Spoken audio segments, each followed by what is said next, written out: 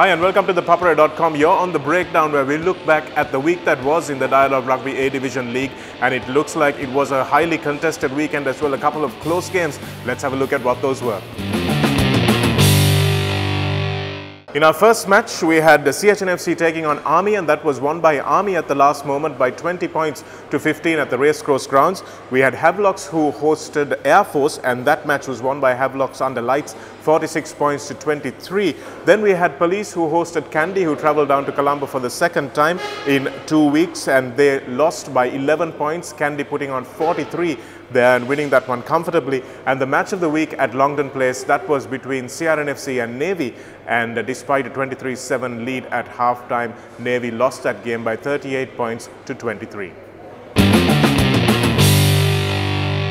Our first match of the week was CHNFC taking on Army, and that was expected to be a game that CHNFC wanted to win. They're looking to win their first match in as many as 30 games, and that's a long trot to be beaten for. And Army looked like they might just suffer their second defeat of the season. At halftime, CHNFC were playing pretty well, leading 15 points to 10 at halftime, but Army coming through and holding CHNFC scoreless in that second half and managing to score 10 points of their own. It wasn't a great game of rugby, but still a lot of desire shown from both teams, but CH just need to get themselves over that line, and Army winning their first match of the season, they can be really proud of that. 20 points to 15 was how it finished. CHNFC's big names really need to come together a little bit more. They've got a lot of experience, they've got individual players who can change a game, but they need to make sure that they're all working together. All these players have not really played before too much, and that's something that's impacting CHNFC. But congratulations to Army for their first win of the season so far. Our next match was the Havelocks game, and that was under lights at Havelock Park, and Havelocks comfortably winning that one. It was 46 points to 23 against Air Force, but what the Havies will be a little worried about was the fact that when Air Force had the ball, they scored pretty easily in the face of the Havelocks defense. Nothing really can be said about Havelocks attack because it was really fantastic. I thought Niroshan Fernando made sure he got the ball out very quickly to his outside backs. Nishan Pereira once again was outstanding, straightening that line really well and opening things up for Sandun Herath, Riza Mubarak and Kevin Dixon outside him. And that's a really good way to see a backline play. I think with Dulaj Pereira due to come back into this backline as well, things would look really good for Havelocks with ball in hand. Their forward pack also with Jehan Das, who was our man of the match, played really well. Their line out was good, their scrum was good, the set pieces looked very solid for Havelocks, and they're looking like a team to be beaten this season. 46 points to 23, a comfortable win for them at the end. They allowed Air Force back into the game for a few moments, but then always managed to come back and make sure that they scored and kept themselves ahead in that game. They didn't break too much of a sweat, but it was a good cohesive performance from a team that looks very much like they deserve to be table leaders early on this season. Next match was Police taking on Kandy at Police Park, and that was a big match for Kandy. They needed to run up their score as well, make sure they got a couple of bonus points because they missed a bonus point against CHNFC. But although they managed to win the game 43 points to 11, they would be a little surprised by their second half performance because it was 31 points in the first half that they scored. It was 31 points to 6, and the Police scored a try in the second half, and Kandy managed to score only 12 points. So that's something that they will be wondering about. Are they in a conditioning rut, or is it the fact that they're starting a little bit slowly in this season? We have to wait and see how Kandy goes, because they need to make sure they're playing 80 minutes of rugby and 80 minutes of quality rugby. So that's something that will concern their coaching staff. It's still early doors in the season, of course, so nothing to be too worried about, but Kandy need to put on a bit better second half performances if they're going to make an impact in this Dialog Rugby A Division League. We had Havelocks who continued to play well right up till the 80th minute of the game, and if Kandy are to match them in this early part of the season, then they've already conceded a bonus point to Havelocks, so that's something that they will definitely want to make sure they keep their eyes on as well. So that was the match from Police Park, 43 points to 11, a comfortable win for the Kandians. Our next match was probably the match of the weekend. We had CRNFC hosting Navy at Longdon Place. Now, Longdon Place is a place that the Navy team really love to come to. They've had some famous victories there at Longdon Place, and this time we had an old boy leading them as well. Danushka Pereira has played for Kandy, but he played famously for CRNFC as well before he crossed over, and now he's captain of Navy. He came back to a ground that he knows really well, and they managed to play brilliantly in the first 40 minutes of the game. The first 2 or 3 minutes of the game, CR looked like they were going to run away with it, but then they dropped the ball on their 5-meter line. Adisha Veeratunga swooped in like a vulture, picked it up, and he was off.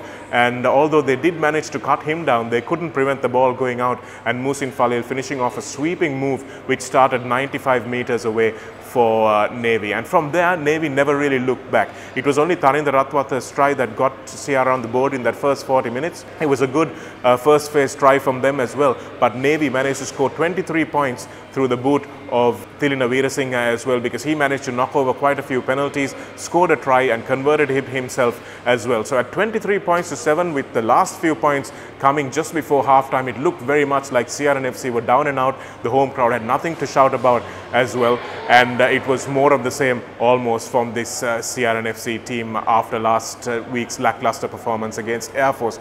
But coming into the second half, we had Thilina Veerasinghe, who played so well in the first 40 minutes, who made a mistake, a small mistake in the kickoff. He put the drop kick just short of the 10-meter line. CRNFC got that centre scrum, and from there they never really looked back. Omaka Gunaratne broke, took a couple of people as he always does, and then CRNFC just kept pounding on at the Navy defence and never looked back. A couple of changes also which made a huge momentum shift for them.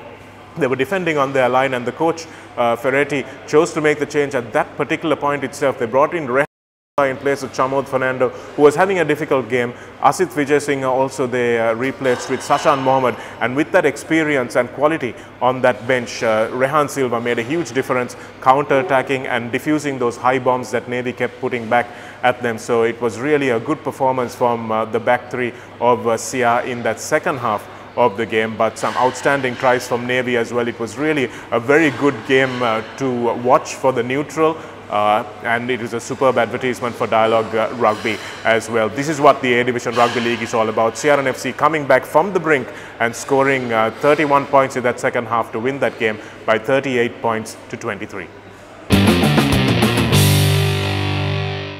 Our top performer of the week comes this week from CRNFC, Tharinda Ratwatha, the stand-in captain, scoring 23 points, an outstanding performance from him.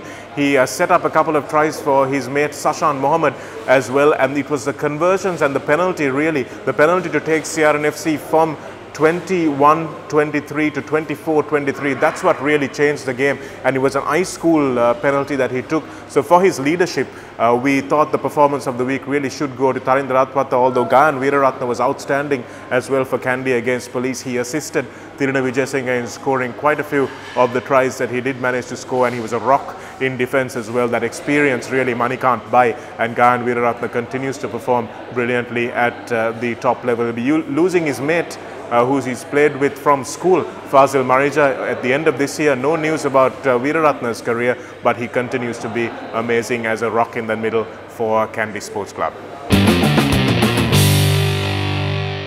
Next week we have a Colombo 7 derby where CHNFC take on CRNFC in what has been traditionally a big fixture for these two clubs, and expect CHNFC to come out firing against their old rivals. But CR should just have a little bit too much quality, especially after that comeback win. It could set the tone for the rest of their season because they have a new belief in themselves. CHNFC though have a point to prove, and with 30 matches beaten so far, they will be looking for this one if they can pull off a big scalp.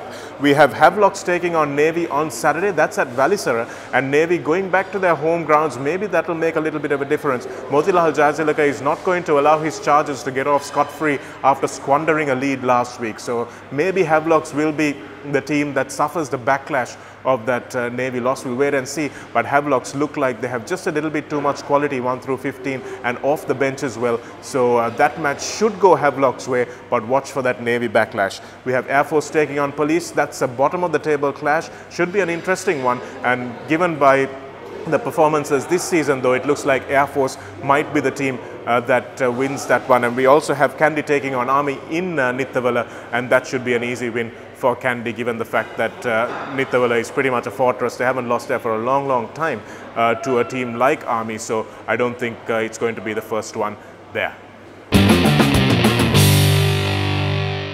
Last week, courtesy of Cavani, we asked you who was the top point scorer in the 2016-17 edition of the Dialog Rugby A Division League, and the correct answer was, of course, Dulaj Pereira of Havelocks with a mammoth 171 points, and our winner of that trivia question, Shayan Yatagama, who wins himself a gift pack from Cavani. So congratulations to Shayan for being our first winner of this trivia section of the breakdown. Next week's question: in which year did Police Sports Club win the league, knockout and sevens for the first time? In which year did Police Sports Club win the league, knockout and sevens for the first time? This one goes back a bit. It's about the time that many of our older fans would have started following the game. Let's see whether you remember which year was it that Police won the league, knockout and the sevens for the first time. A gift pack from Cavani. We'll join you on the breakdown next week.